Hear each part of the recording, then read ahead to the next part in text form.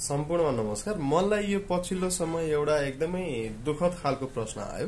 कस्तो प्रश्न त भन्दाखेरि हाम्रा छोराछोरी हुर्के बढेर धेरै ठूला भइसके विदेशमा छन् र विदेश गएको अमेरिका गएको पनि 16-17 वर्ष भइसक्यो। अमेरिका गएदेखिबाट न नेपालमा आछन् न भेटघाट गर्न आउँछन् न हाम्रो वास्ता खोजी गर्छन्। हामी बाबुआमा त एक्लै भइयो।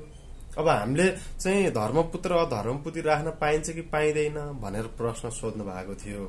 यस्तो अवस्थामा हजुरले धर्मपुत्र वा धर्मपुत्री राख्न पाउनुहुन्छ, तर त्यसको लागि बेग्लै प्रक्रिया छ। त्यसको लागि चाहिँ तपाईले अन्य धर्मपुत्र वा धर्मपुत्री राख्ने बालबालिकाको चाहिँ शिक्षा, स्वास्थ्य, पालन पोषण, खेलकुद जस्ता जिम्मेवारीहरू चाहिँ उठाउन सक्छु, मेरो हैसियत छ भन्ने हिसाबले आफ्नो हैसियत खुलाएर चाहिँ धर्मपुत्र वा धर्मपुत्री राखी पाऊँ भन्ने हिसाबले आफ्नो हैसियत खुलाएर तपाईले जिल्ला अदालत सम्बन्धित जिल्ला अदालतमा निवेदन दिनुभयो र तपाईको निवेदन उपर चाहिँ सुनवाई हुने बेलामा हो यो व्यक्तिको हैसियत रहेछ भन्ने तथ्य चाहिँ स्थापित भयो भने तपाईले धर्मपुत्र वा धर्मपुत्री राख्न पाउनु हुनेछ।